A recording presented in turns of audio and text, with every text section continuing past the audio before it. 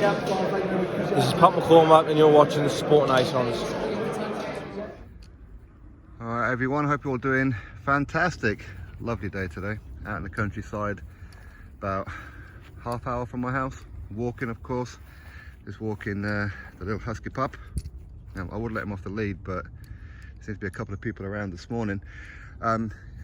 If we can get a good opening, I'll let him off his lead and let him have a good run.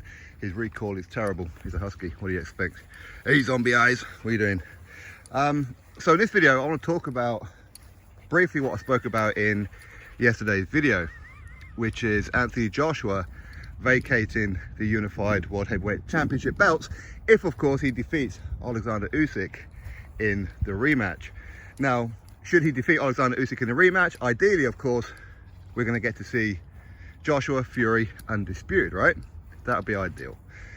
But such is life, as it is in boxing. Nothing is ever ideal, right? Now, in this video, I want to touch a bit more on why potentially he could or should vacate the belts, and maybe why he shouldn't vacate the belts. But in the last video, of course, I was talking more about how Anthony Joshua, doesn't really matter what it is that he does, he's going to get haters. But again, this is boxing, right? It is what it is. Now, when you look at Anthony Joshua's resume, he's about to have his 12th world title fight. 12. And how many fights has he had?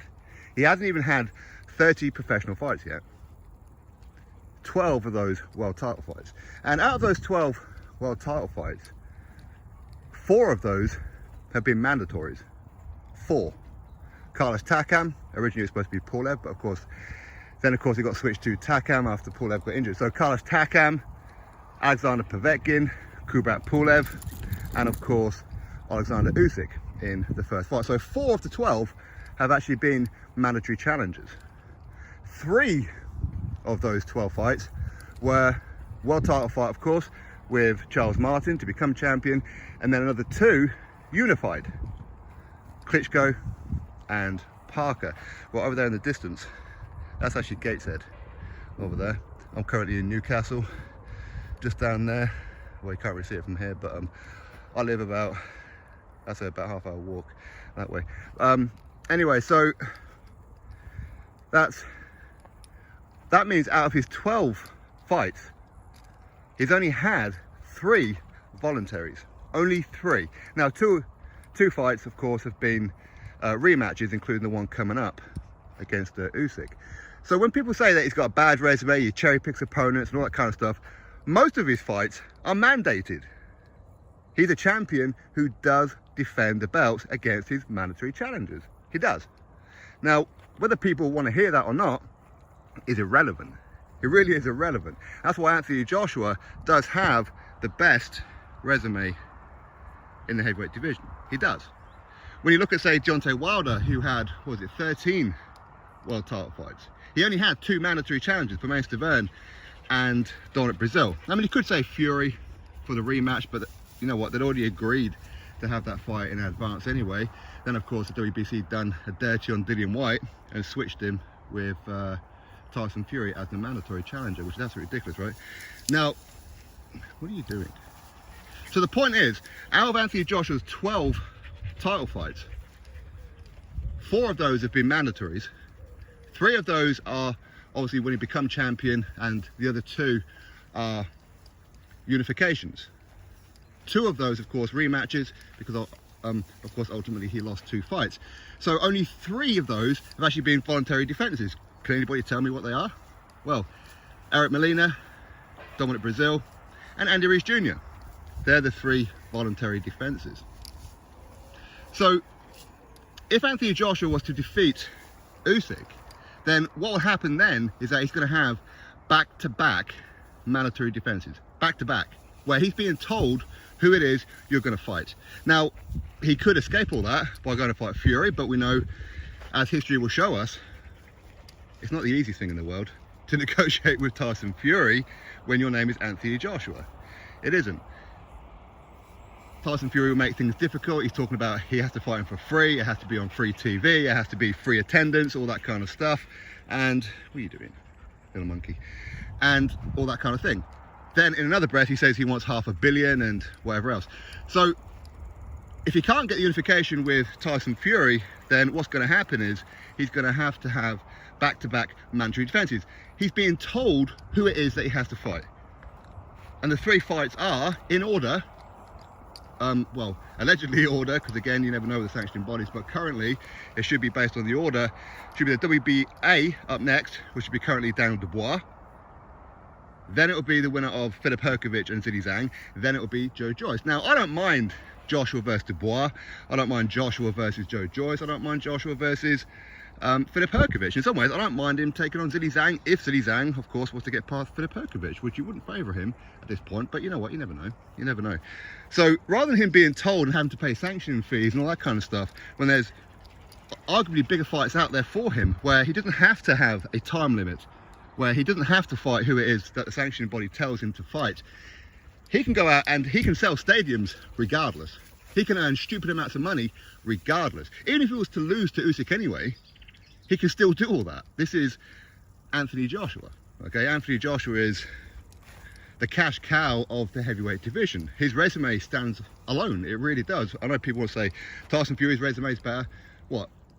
Dillian White, Vladimir Klitschko, and Deontay Wilder.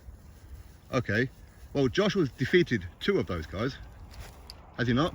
The other one, Wilder, I mean, how many offers did Anthony Joshua put in to Deontay Wilder? But again, you can look at the likes of Joseph Parker and Alexander Povetkin and whatever else. They have better resumes than Wilder. So how do we know that they ain't better than Wilder anyway? We don't know, do we? But anyway, ultimately, for Anthony Joshua, if he was to vacate the belts, that's a bold move. It is. That's a game changer. When Eddie Hearn talks about him being exclusive with DAZN is game changing, that move right there is game changing. What's the worst things about boxing?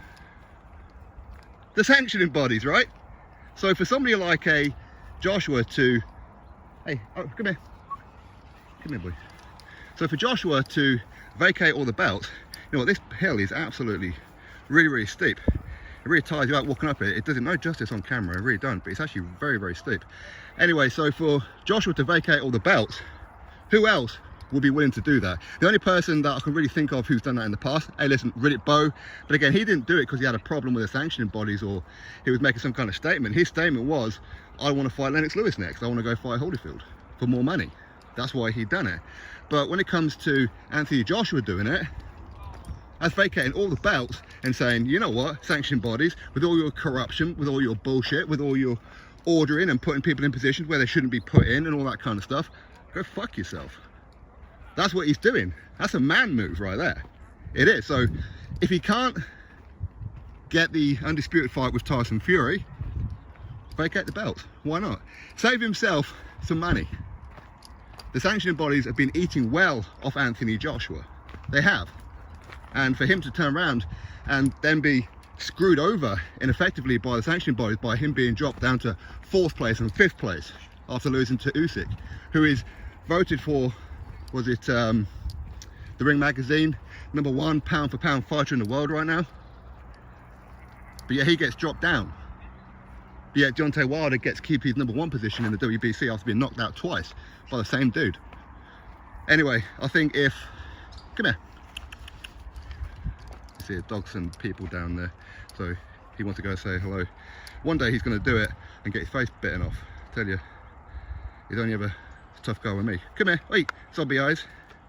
Come here. He's got like a pure light blue eyes. He looks like a zombie. Yeah. So anyway, for Anthony Joshua to do that, I'll say fantastic. Good on him. Good on him. So if he can't get the unification, the undisputed fight with currently Tyson Fury, then just bin off the sanctioning bodies. Reduce their pay. That's the only way that these sanctioning bodies are going to learn to do things properly. Reduce their pay. Anyway, that's my thoughts on Anthony Joshua potentially vacating the belts. And one of the good things about Joshua saying it is that if Joshua says it, he's probably going to do it. Where Tyson Fury says something, hey, we know. Anyway, my thoughts, drop me yours, click thumbs up, subscribe, and I'll catch you next video.